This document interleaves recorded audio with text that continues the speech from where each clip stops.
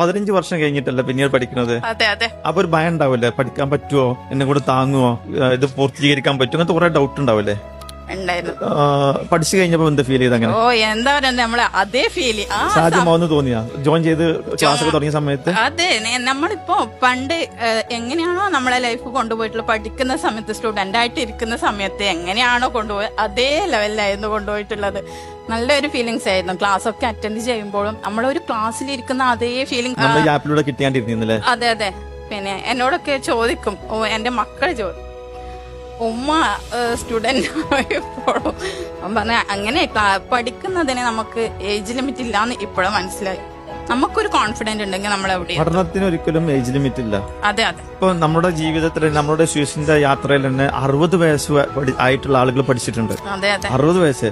അപ്പൊ ഞാൻ ചോദിച്ചു എന്തിനാ നിങ്ങൾ പഠിക്കണമെന്ന് ചോദിച്ച സമയത്തിനോട് പറഞ്ഞ് എനിക്ക് എന്റെ സ്വയം മരുമക്കളെ അല്ലെങ്കിൽ പേരക്കുട്ടികളെ എനിക്ക് നന്നാക്കി എടുക്കാൻ വേണ്ടിയിട്ടാണ് പറഞ്ഞിട്ടുള്ളത്. കുട്ടികളെ പോലെ തന്നെ നമ്മുടെ വിദ്യാർത്ഥികളെ പോലെ തന്നെ സ്വയം വീട്ടിലെ മക്കളെ നോക്കാൻ പോലും നമ്മുടെ കോഴ്സുകൾ ഉപകാരപ്പെടുന്നുണ്ട്.